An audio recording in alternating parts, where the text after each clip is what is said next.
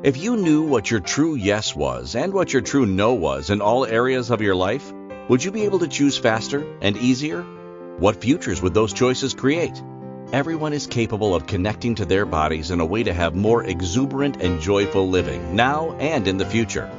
Now, here is your host of Choosing a Different Future with Siris.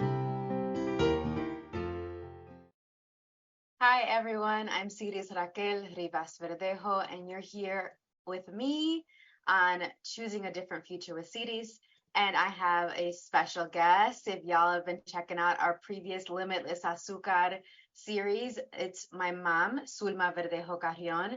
But in addition to being my mom, she's also the owner of Serene Fusion LLC, where she educates people on practical alternative health practices in her workshops, coaching, and classes around the world. And she empowers people, much like she did with us when we were growing up, to choose what will work for them and their unique body systems. Her page is serenefusion.com and also serenefusion.lifevantage.com. And this is our fourth installment. Hi, Ma. Welcome. Hi. Say hi. I'm already jumping in because I know that we have so much we want to talk about, and we've been building this for 4 months. Since the last time you were on was 4 months ago, we've had to reschedule this discussion multiple times. And so I just want to acknowledge the listeners. Thank you for your patience with all of this. As you know, our show is all about choosing something different beyond what's been projected and expected of us. And a lot of what we've discussed in other episodes of this call was how we were often told that we had to make everyone else's needs first and not our own. And when we asked questions together, we realized that it would create more for all of us, including you as listeners, if we could be really present and really way more regulated before we did this next series, this next segment of our Limitless Azucar series. And part of why we rescheduled the last times that we rescheduled was because we kept having family members pass away or family friends pass away. And instead of trying to squeeze it in and not really be present for our families and for our family friends at their funerals, at their wakes, while we're supporting them, while we're caring for ourselves as we're caring for them, we chose to reschedule. And so it's finally here. We're finally getting to continue this discussion on raising children with unique needs. The first two episodes on Limitless Azucar were about worlds colliding and all these different ways that that's shown up in our lives. And then we started the discussion on raising children with unique needs. We talked about school and advocacy and your deliveries between the three of us, me being the oldest and my sister Sira and my brother Shaniel, and how for each of us it was very different. We've talked about miscarriages. We've talked about finding your voice in the midst of being a parent and not really having the models of how to navigate these things, because there was really nobody else that was handling this type of situation in our family before you were handling these types of situations. Exactly. And so to offset some of this, part of the things that we'd like to invite everybody to today is to check in with your bodies. See if this is the time to listen to this show. We're going to have some fun today. We're going to share some funny stories about all these different things that happened in our childhood. And we're also going to talk a little bit about how we've used some alternative medicine, how we've used interventions and treatments, energy work to smooth out a lot of the bumpy, friction, crispy, crunchy bits, like my mom likes to say, so that we could have more ease with choosing, with creating our lives, with connecting with our bodies. And we actually got some questions sent in, Ma, as well. So I'm really excited for us to address some of those too. One of the things that I'm curious about that we didn't get to as much is, well, how did you deal with the fact that you were like the first one that had all these children with special needs and special abilities when there was really nobody else that you could look to in your family as a guide, as a model? Like, how did you do that? Well, first of all, thank you for having me again. I'm excited. And thank you for the support of everybody who has been tapping and calling and sending messages to you or to me. And it's been exciting. And nerve-wracking because I didn't have to relive things that I thought about, I did it and I did it and what else? It's okay. So how did I deal with that? Being the only one and having it twice, having two special needs twice. It was, first of all, praying. I used to pray a lot. I pray a lot still, and was raised Catholic. And that helped me a lot, especially with the first one, because that was the only tool that I had at that time. Then I went into meditation. I did a little bit of meditation. I would listen to meditations on radio, on on TV, and anywhere that I could get a meditation and to try to relax. And I think that you got that from me and a little bit of yoga. I remember you being little, imitating me. I was trying to do yoga at home because I couldn't go any other place. And the psychologist. I don't remember my family members going to a psychologist. Yeah, I'm not crazy. I'm not crazy. So I was crazy enough to go to the psychologist, and he helped me. Crazy enough to go to the psychologist. He gave me tools and strategies. On one of them, I can remember clearly, was let go. I was like, let go? What? Do you want me to get divorced? And I said, no, you have to learn to let go. And to let go of being a perfectionist. I will ask my kids to fold the towels, for example. If they didn't fold it my way, I will refold them, and take time for yourself. So I said, wow, how? Because my mom never took time for herself. She was always home. My grandma never took time. I never saw my grandmother, even with friends, going to visit friends. And that's so relaxing, just having a friend to talk to. So everything was in the house. So I started exercising. He said, you know what, take small projects, start exercising. Don't go home from work, go and exercise. And I can even see it right now, me going. We were renting an apartment in Chicago, and there was a gym for women. And I would go. What was it, like Women's World or something like that? Something like that. It was like, I haven't seen it again. And I who knows? So I felt comfortable going there. And then I felt like being a better mom when I came back home and tackled all the things I had to do with doctors, appointments, homework. That was another one. And as you were growing up, I learned about Reiki. And I said, I was fascinated about Reiki. So I took Reiki until I became a Reiki master. I had to be a Reiki master. And I taught my kids.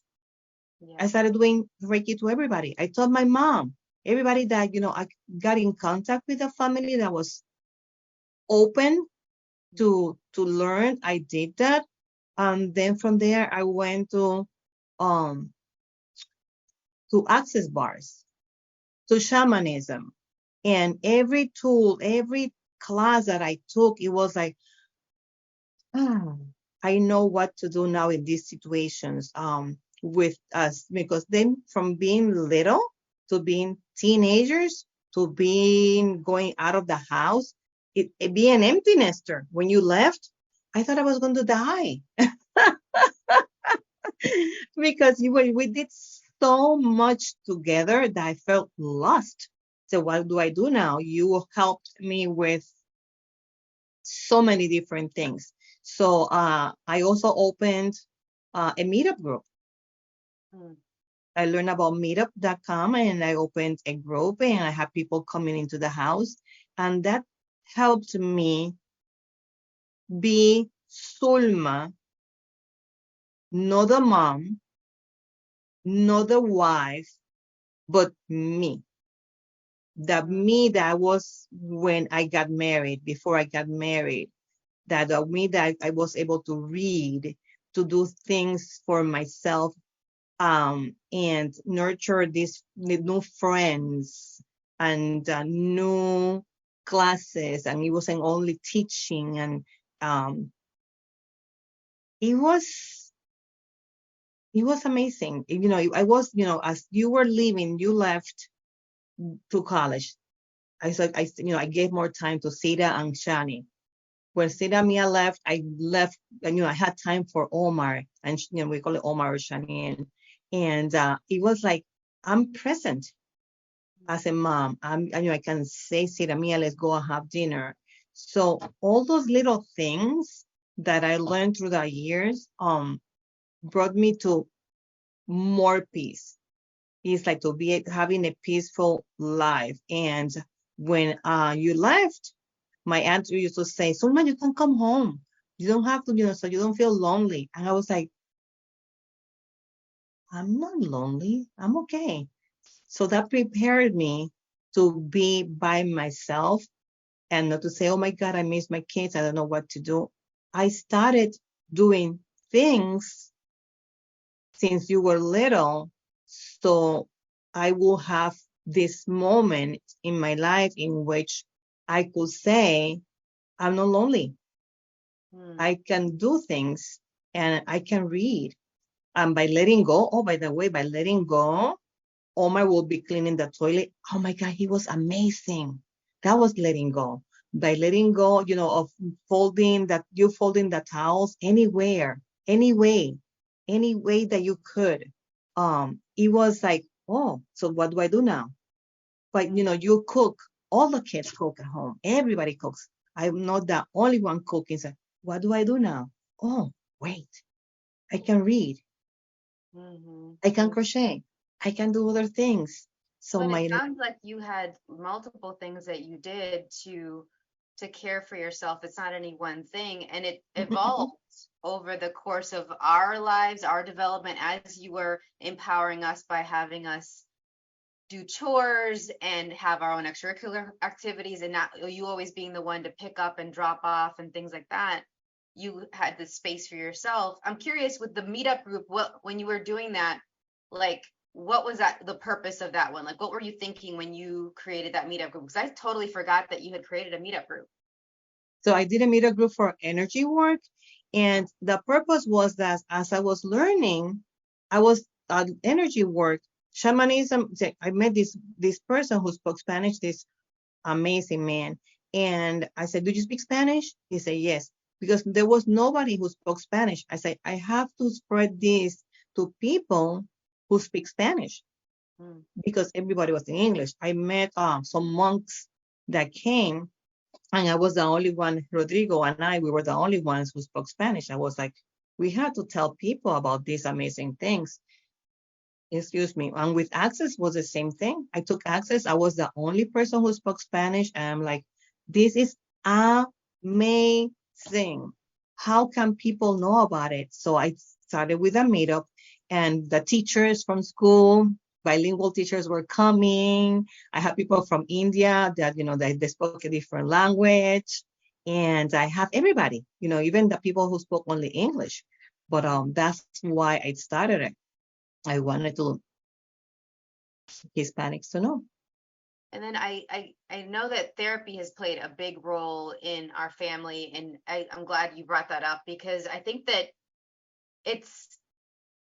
we're only a pioneer for our family, but on top of that, there's still a lot of research and statistics that show that people of color, period, Asian, Latino, Black, they do not seek out therapy to the level that they really need. It's a lot of powering through, keeping it within the family, everything really private. And we've learned very clearly in our family that all the secrets that were being hidden, and how that wasn't beneficial for the secrets to be held and for us to not receive from other people outside of the family a different perspective, different things that we wouldn't have been exposed to otherwise. And I remember us doing therapy sessions. Sometimes we would do it individually with a therapist, and sometimes it'd be the whole family. Sometimes it was when you were trying to save your marriage with my dad, Papi, with Jose, and we would try to have family sessions, all of us, and then it would be just the two of you and these different hodgepodge. And I remember like that planted a lot of seeds of like, oh, you can it doesn't have to all be together all the time or only be one person. Like that planted a seed for me of how I do my coaching programs now, where sometimes I work with the individuals and sometimes I work with the couple separately and then together, or the family members, and coordinate. And it's like, what's really going to work with this family? And I love that our therapist, rest in peace, our therapist that we had, was able to adapt and didn't just make us go in a box of how he was going to treat us. He really was like, this is a unique family. There's different personalities here. There's different needs here. What's going to work for them? And then involved us in the process of choosing what was going to work versus just, all right, this is what I do and you have to do this and put in the way I manage things. And I think that was really, really helpful. And I think that the things that we did with energy work afterwards that you also introduced us to, and we started exploring some other things even beyond what you introduced us to, was really, really helpful. There's some funny stories with some of the empowerment too. Like I remember there was a little bit of a resistance when you started trying to have us do things that initially we didn't want to do or we weren't used to doing. Do you remember any of those stories of like when we were like, hey, but wait a minute, what do you mean I have to do this now? I remember about the access bars when I wanted you to take the bars, and it was, I have the point of view and that you were going to be good at it. And well, yeah, I knew that you were going to be good at it, but the way that I came up was like strong. I said, take it. And the more that I told you, it was like, I don't want to. And you were an adult at that time. Yeah, you were out of the house. 20s, 30s already, late 20s, early 30s. Yeah. But actually, you know what? Let's go ahead and take a break, and we're going to share that funny story about access bars in a moment and about some of these other things that we've dealt with over the course of our time. So everyone, you are listening to Choosing a Different Future with Siris, with myself, Siris, on the Inspired Choices Network. And when we return, we will continue to discuss Limitless Azucar number 4, Raising Children with Unique Needs, with my special guest, Zulma Verdejo-Carrion. We'll be right back. Most people haven't been taught how to listen and partner with their bodies in order to create lives that include clarity, pleasure, ease, and connection. Tuning in to Choosing a Different Future with Siris, you'll receive tools, inspiration, and resources on how to use your awareness of bodies and energy to your advantage. Siris is a family and child coach and therapeutic energy worker who will guide you to get clear and acknowledge what's brilliant, magical, and a gift about you.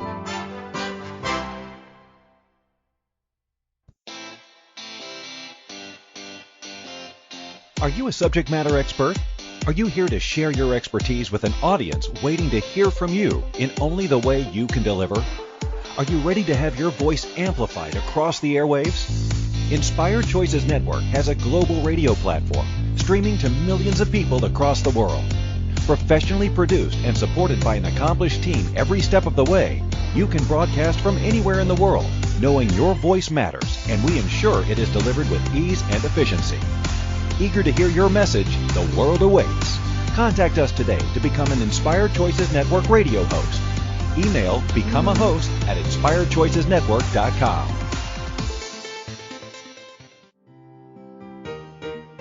This is the Choosing a Different Future show with Siris. To participate in the program, join the live studio audience in our chat room at inspiredchoicesnetwork.com. Connect with Siris through her website, empoweringlightlanguage.com. or send an email to empoweringlightlanguage@gmail.com. Now, back to the program. Welcome back, everyone. I'm Siris Raquel Rivas-Verdejo on Choosing a Different Future with Siris. And today our show topic is Limitless Azucar number 4, Raising Children with Unique Needs, with my special guest, Zulma Verdejo-Carrion. And just so you know, our show is brought to you by Protandem's Tri-Synergizer. Take advantage of the important contribution from every Protandim supplement.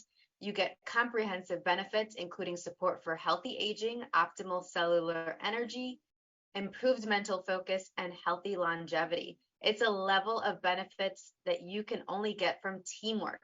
The Protandim family of products works by activating your body's pathways to enhance its own functions. They activate the production of antioxidants, mitochondria, and sirtuins, key components for overall long-term health. And so the result of this triple tier approach is our most powerful solution. And you can go and visit our episodes page or sirisrivas.lifevantage.com to explore more options and products. And I've been taking this product personally for over 5 years now.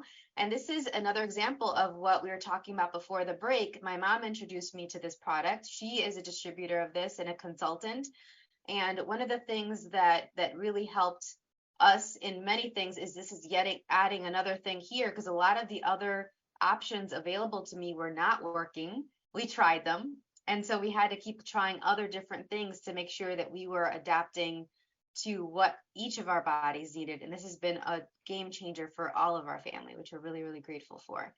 Now, before we went on break, we were about to share a story about how you were trying to introduce access consciousness, the bars to me. I think it was back in 2014, if I remember correctly. I think so, yeah. Mm-hmm. Yeah, I had just started dating Seth and Jessica. I was part of this poly triad, which we can talk about at some point. And you know, everybody, it was all transparent. Everybody knew I had a girlfriend, I had a boyfriend, we were in this triangle together. We also dating people outside of that. And so it was a very busy summertime. And then there was a breakup. There was a couple different breakups, and then I continued to date Seth. And we started moving into you playing around with access bars, and you quickly started taking classes and were raving about it. And I was kind of hearing it as a little bit like white noise in the midst of all the intense dating that I was doing and fun adventures that I was having. And you mentioned bars. And what did I tell you? Well, let's start by saying that I took bars because one of my best teachers said, I'm teaching this class. I said, okay, you know, if Tamara Gold says take a class or offers a class, I'm taking it. So I didn't even know what it was about. I just read blah, blah, blah, blah, blah, blah. That's what I understood. So I went there. I was going through a crazy divorce, my last one. And I got off the table. You could have hit me with a bat. I would have felt anything. It was so amazing. I came home. I was going crazy, and I came home so peacefully. And I said, you know what? I want, as I told you, other people to know about this. So now I'm saying, Siri, you have to take that class. Siri, you have to take that class. And you were like, no. The more that I was like, Siri, you have to take the class. I said, Ma. Well, it's the whole thing that one of the things we've learned with that and so many other examples is pushing does not work. I mean, it doesn't work from the sense of like to actually have someone truly choose it. Invitation, like when you actually started, you know what, you can take it or leave it. This is what I've gotten from it. I'd love for you to be there and for us to like spend time in the class and enjoy it together. That really shifted it versus being like, you have to take it. You must. I was like, I'm busy. I'm working in the Chicago public schools. I'm dealing with the fallout of this breakup from this triad. I was feeling like I had just gotten some wiggle room and breathing room with a lot of my health. So I was like, do I really need this? Like, I've been already doing so much for my health. Something else? And then I also thought that it was about chocolate. Do you remember that? I said, Mom, I can't eat chocolate. You know that. I said, no, it's not chocolate. And I think that I ran your bars. I think I gave you a session. If that wasn't that, was that what happened? I gave you a session or something. I don't remember. I remember you taking the class. It was one of my first classes. Everybody was laughing like crazy. It was like they were releasing, and it was like we couldn't stop laughing. Yeah, it was contagious. I remember my abs hurt so much because we laughed so hard. It was, I mean, it's an 8-hour class with lunch breaks and all these different things. And I remember being like, if this is what access consciousness and access bars is, I'm here for it, because I hadn't laughed that much in probably my entire life up until then. Now I've laughed a lot since then. But that really unlocked so much. And that was also when I realized that I really needed to prioritize laughter even more, because it really does let go of so much more than when you process things, when you cry, when you like are tentatively like, oh, I guess I'll let it go. Here it is. I guess I will.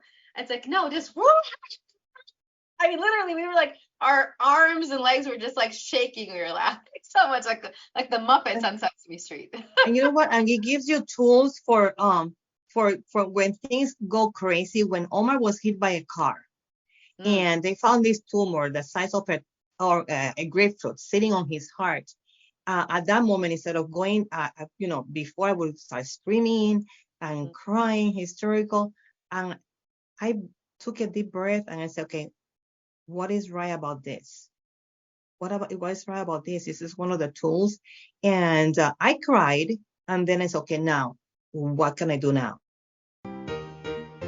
Most people haven't been taught how to listen and partner with their bodies in order to create lives that include clarity, pleasure, ease, and connection.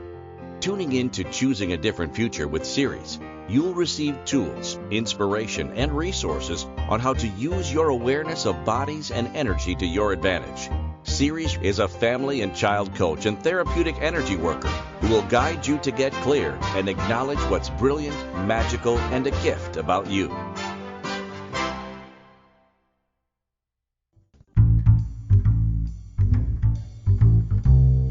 How wonderful would it be to carry your favorite Inspired Choices Network host with you throughout your day? Well, now you can. Inspired Choices Network now has its very own mobile app. Our free app offers live streaming shows, along with thousands of podcasts and TV episodes. Our shows cover a wide variety of topics. Whether you're waking up with us, carrying us through the day, and taking us to bed with you, we're always here for you to enjoy. We're easy to find. Just search for Inspired Choices Network in the Apple App Store or Google Play Store. This is the Choosing a Different Future show with Siris. To participate in the program, join the live studio audience in our chat room at inspiredchoicesnetwork.com. Connect with Siris through her website, empoweringlightlanguage.com, or send an email to empoweringlightlanguage@gmail.com. Now, back to the program. Zulma, you were talking a little bit about your experiences with your first class and how we had so much fun laughing in the class. One of the other things too is it's interesting, just even earlier this week, somebody was telling me, Siris, my mother wasn't like your mother. And I've heard that a lot my whole life, especially now that we both have businesses and lives that are so public, that we've traveled around the world. People are watching us on social media. Even if they don't comment or like or whatever, there's a lot of eyeballs on us. And it's those moments where they say, Siris, my mother wasn't like your mother, or my mother isn't like your mother, that I'm already aware of. I'm already aware that you've been a very, very different mom. And I get one of the things that I'm curious about that I'd like to ask you is you didn't have a mom like the mom that you were. She was a great mom. She did the best that she could, but she definitely wasn't as inclusive as you are, as open to some of these alternative things, even though she had immense capacities with playing with and being aware of the unseen and the spirit world. So how did you start to be a different mom than the one that you had, while still being grateful for the mom that you had? Not to judge her, because that's one of the things that I've been really impressed with you, was that you've never been like, oh, my mom was horrible with this. It was like, I wish she had done these things, or I wish she had known about this stuff. But other than that, I'm not really sure about your journey as to how you reconciled the fact that she was a very different mom with the mom that you wanted to be, or that you were moving toward becoming. One of the things that I can tell you for sure is that as soon as I have daughters, I said, I'm going to expose them to everything that I can expose them, and not saying, no, because you are a girl, because you are a woman, you cannot do that. On the contrary, you can't, and you can't, and you can't. I was told all my life that my 4 brothers could do whatever they wanted to do, but I couldn't. I needed a chaperone to date. I couldn't go, to X place because I needed a man to escort me, or it was too dark. It was too late at night, and I bought my own car. My brothers didn't buy their cars. They were given to them because they were basketball players, and I had two jobs, and I was studying full time and working full time. And as soon as I said, you're going to learn how to swim at an early age. My And parents, drive, because a lot yeah, of the women in our family didn't know how to drive until, I mean, I think Abuela learned at what, her 30s, 40s? yep, I think I was in high school when mommy started driving, and it took for her to be, she was getting a ride for people and to be stood up, and she was waiting for the ride, and the ride said, oh, by the way, I'm not going to go to work today. And she will be crying until one day she said, I'm going to learn how to drive. But of all her siblings or her sisters, she's the only one that learned how to drive. And with you, as you know, you're going to go to camp, or you're going to go and take dance classes and things like that. As even with Omar, even he was hard of hearing. I said, you're going to go to camp. My brothers never went to camp, but I never went to camp. I wanted to for the Girl Scouts. You can be a Girl Scout, but you cannot go to Girl Scout camp. And everything that as a physically handicapped child or child with special needs, like they want to be called, as I'm going to expose you to things that people might say that you can't do, that you really can. And with that, I learned the different modalities that were out of what it was expected. I followed that. Oh, that's interesting. Let me do it. Oh, that looks like cool. Let's try it. And the only thing that I could say, I didn't like it, but at least I tried it. Yeah. It was like, Well, I think that's the thing that you told us a lot with trying new foods, with going to new places. You were like, at least try it. Try it. And if you don't like it, that's fine. But at least you can say you've tried it, but you might surprise you. And we're all love so many different foods now. And that was that sentiment, that idea of at least try it out. You can't hurt. You're not going to die from doing that, trying this new food or going to this new place. Now, I'm curious. We talked in previous Limitless Azucar episodes of the moments where you are really concerned about Sira and Shani even living at all in a way that would work for them, because they had such tumultuous beginnings with surgeries and therapies, and maybe not being able to breathe properly with my brother, and not being able to walk properly with Sira, with my sister.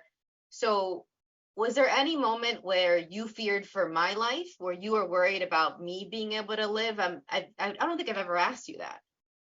yeah, when you were with your allergies, Okay. It came to a point that, it went to like automatic pilot. Okay, City has allergies. Okay, let's take her to the doctor. Allergies, let's take her to the doctor. But then one day I said, wait a second. She's been taking antibiotics back to back, like, at least twice a month, and she's getting worse and worse. This can't continue happening. So I was very concerned. With your life, there was a time that you called me from university, said, Mom, I don't feeling well. You were trying to, how was it? Like a suicide concern or something like that. You Yeah, were I not doing had some well. suicidal thoughts. Yeah. So then I started, because I knew your friends. Mm. I started calling, oh gosh, his name. Jason and Molly and all of them. Yeah, Woods. Woods. I remember finding I it to called. be very intrusive at the time. I was like, can't believe I can't just answer the phone for 5 minutes. My mom immediately, as soon as I didn't answer the phone, you were calling my roommate, and then the person across the hall, and these other things, like, where's CDs, and it was like I felt like I was like being hunted down. But And yet at the same time, not to interrupt. before being Ah, suicidal, it felt intrusive. okay. Yeah. Ah, okay. Okay. Because I I thought was you were like, doing I'm just suicidal. having fun in college, living my Oh, life. I don't Now, remember that. I don't yes, well, remember that. convenience. Yeah. Uh-huh. Like, why No, for would that. you? But at the later on, when I was struggling so much and when I was, really in a dark, dark place, I'm glad that you had my roommate's numbers and that you had all these people's numbers. I recommend to parents to have the close friends numbers of your kids. Just don't overuse them like my mom No. did. She wouldn't even let me call her back. She wouldn't wait like an hour, y'all. She would, within, like, if it wasn't within the first 2 rings, she would be already like, oh, so and so is being called. I was like, really? I'm at a party. Can I just be having fun at a party? And you're like, yes, just make sure to call me and answer the phone so I know that you're okay. I was like, could you assume that I'm okay? And so here's the thing that I loved about the energy work is we got to know a yes and no, and we could just Yes. tap into the energy instead of having to be so anxious. So I would say now, even for me, I've had moments where I was like, I don't know what's going on with Ma.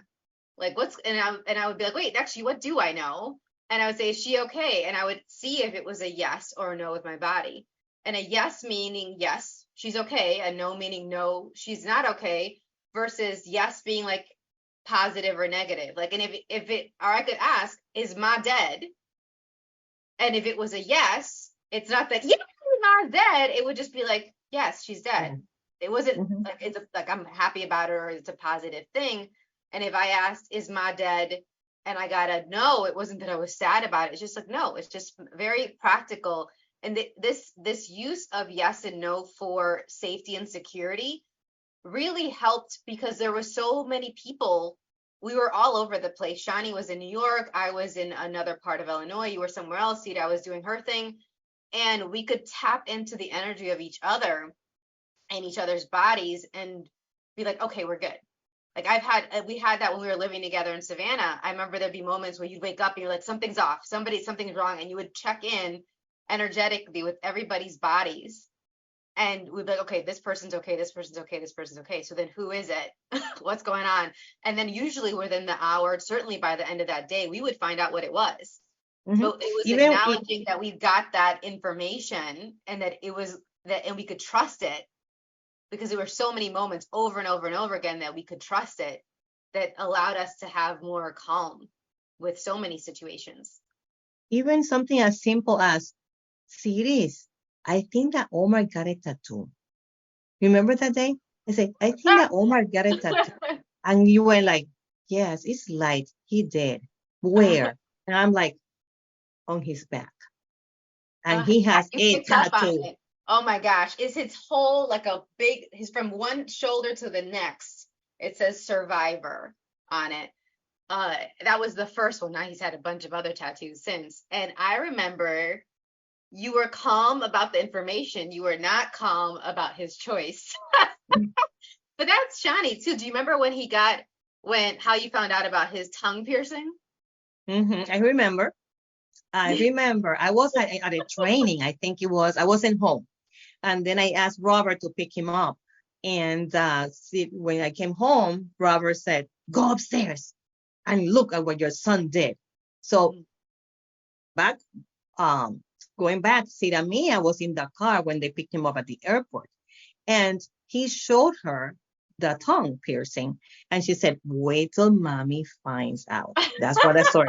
So then I go upstairs. I don't know about the previous one. I go upstairs and he says, I say, honey, how are you? And he goes, and I said, okay, let me go downstairs. I went downstairs, I grabbed a knife. And I said, okay, now, how much do you pay for that one? And he says, I don't know, $60. I said, I can give you one for free.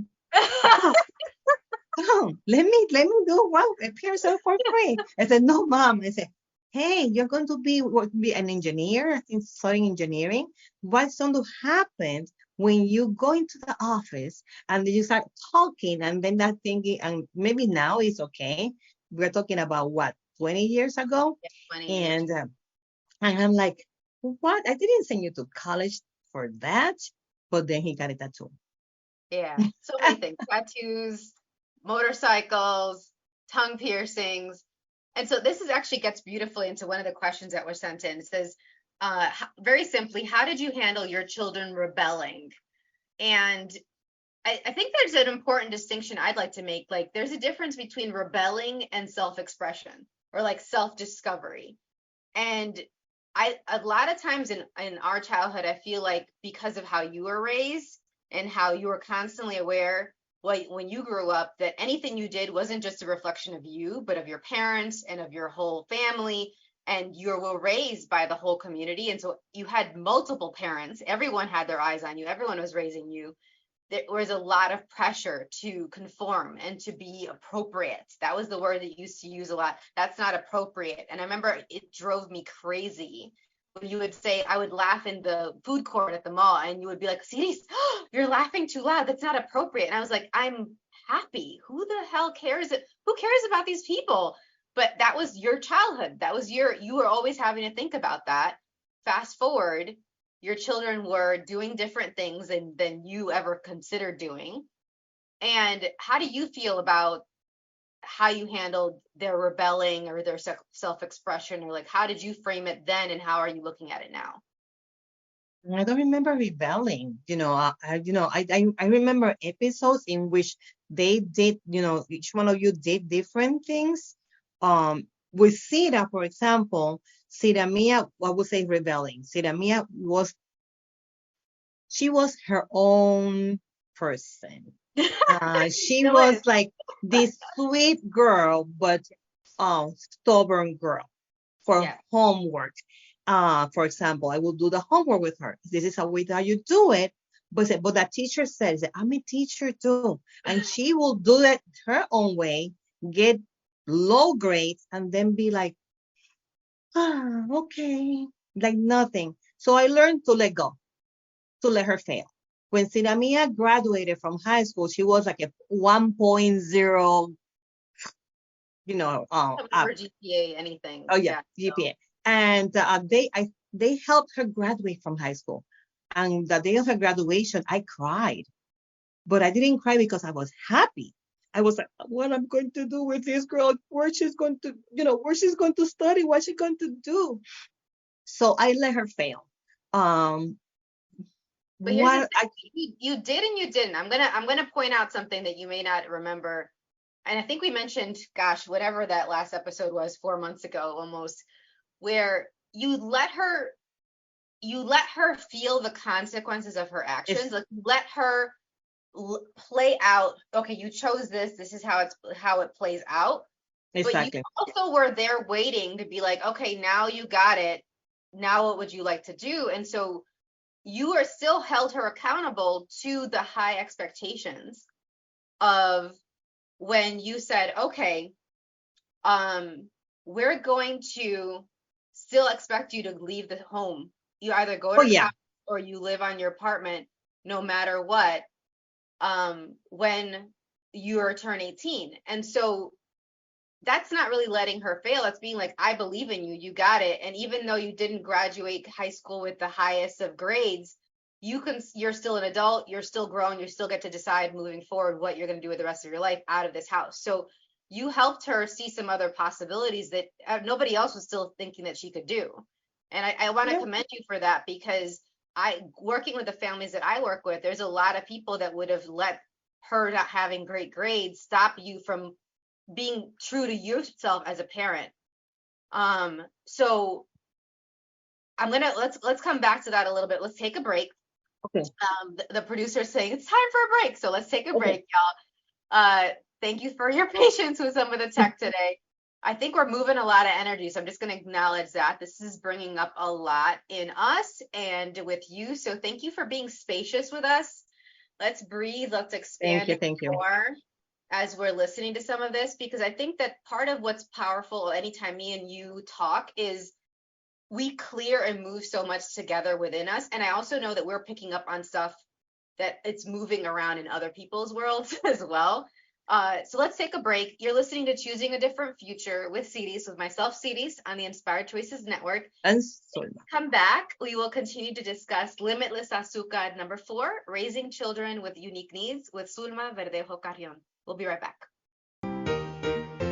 Most people haven't been taught how to listen and partner with their bodies in order to create lives that include clarity, pleasure, ease, and connection. Tuning in to Choosing a Different Future with Siris, you'll receive tools, inspiration, and resources on how to use your awareness of bodies and energy to your advantage. Siris is a family and child coach and therapeutic energy worker who will guide you to get clear and acknowledge what's brilliant, magical, and a gift about you.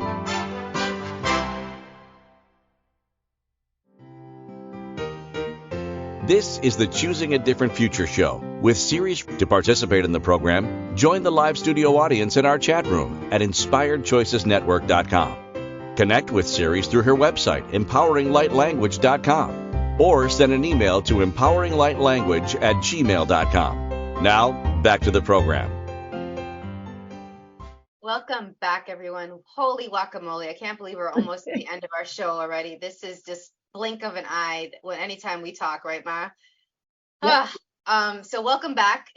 We're here with Choosing a Different Future with Siris, with myself, Siris, and our topic for today has been Limitless Azucar, number 4, Raising Children with Unique Needs, with my special guest, Zulma Verdejo-Carrion, my mom, business partner, travel companion, and more. And I don't want to have us part ways today before you know that she has an upcoming Access Bars class. She's an Access Bars facilitator, which is one of the amazing tools of Access Consciousness. Out of 8,000 tools of Access Consciousness, this is a really wonderful one. And it's a one-day class that is going to be this upcoming Sunday, and she's going to be creating classes beyond that. This Sunday, August 6th, and it's, I believe, from 9 to 5, is it? 9 to 5. Yeah. And it's tailored to kids. I would like to have more kids. And we are talking about strategies for kids and how Access Bars have helped me with my own children and other children that we know of. So continue. Yeah, go ahead. Yeah, so I love that theme. A lot of schools have already started this last week, the first week of August. And just picking up on the energy of that, there's been a lot of challenges with the beginning of the school year for some of the families that I am in contact with. And there's also been some smoother bits. So we'll see. It brings up a lot in people. And one of the things that I love about not just the Access Bars, but so many of the other Access Consciousness tools that people get to be exposed to in the Access Bars class is their kids can join the class for free with a paying adult.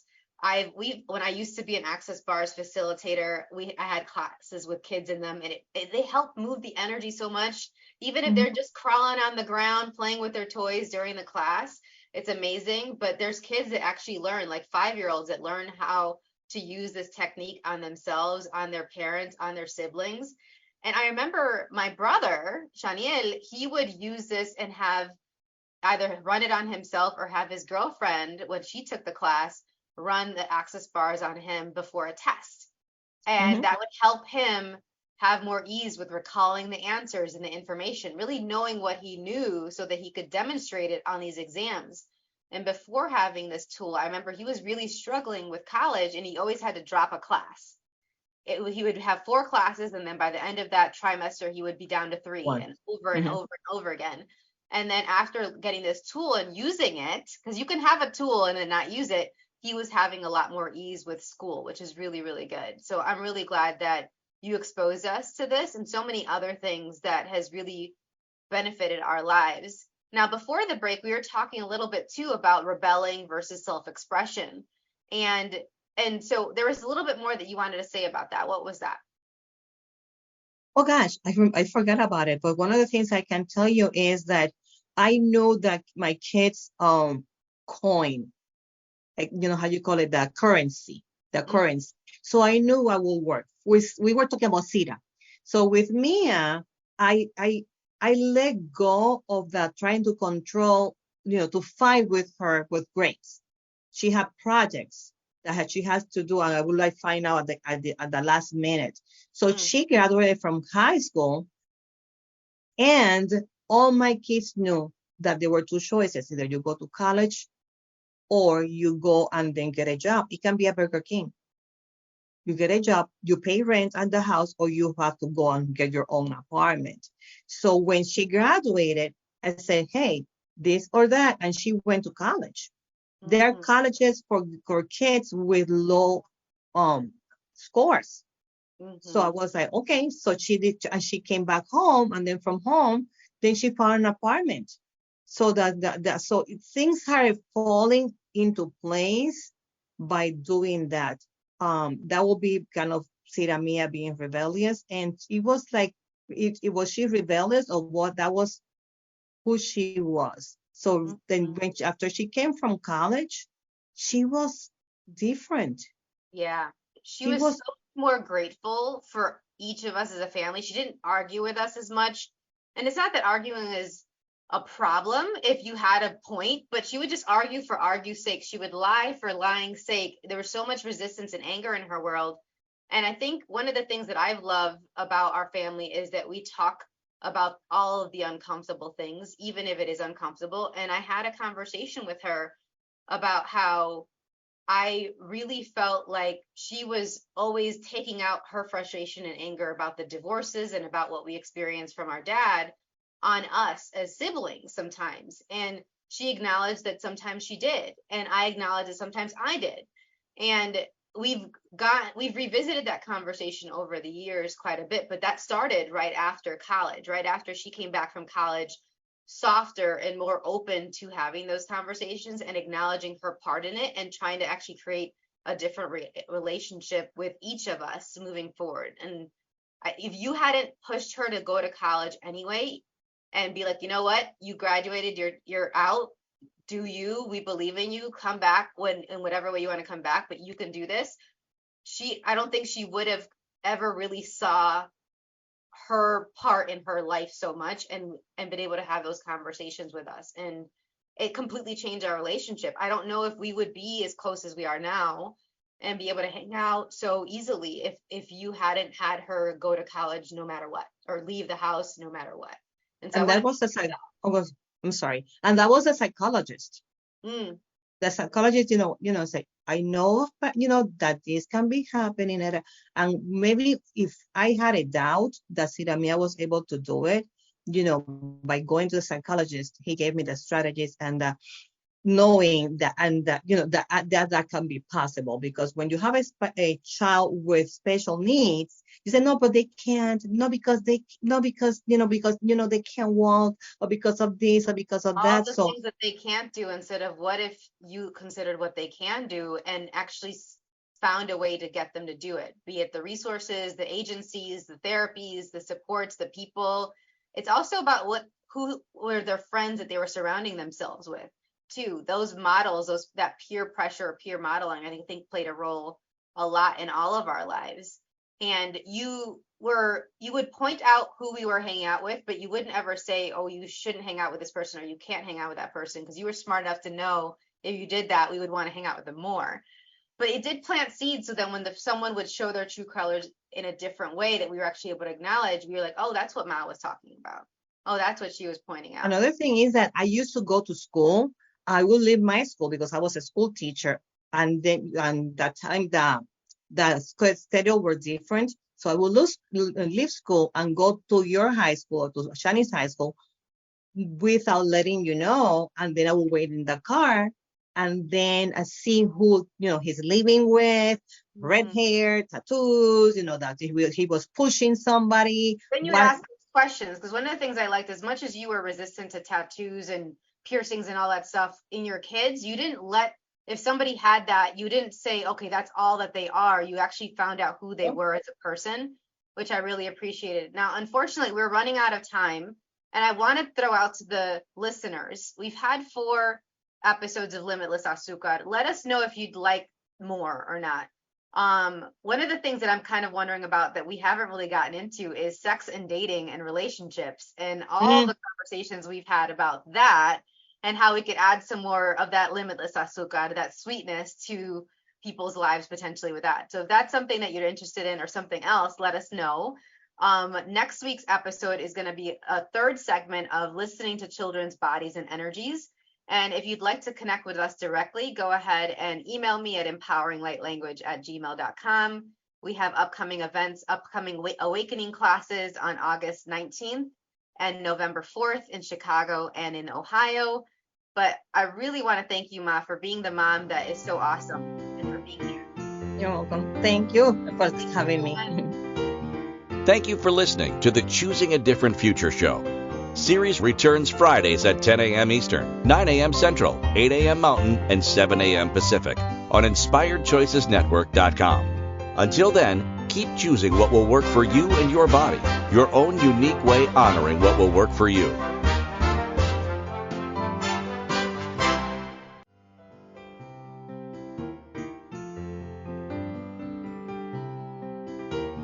Thank you for listening to the Choosing a Different Future show. Siris returns Fridays at 10 a.m. Eastern, 9 a.m. Central, 8 a.m. Mountain, and 7 a.m. Pacific on InspiredChoicesNetwork.com. Until then, keep choosing what will work for you and your body, your own unique way honoring what will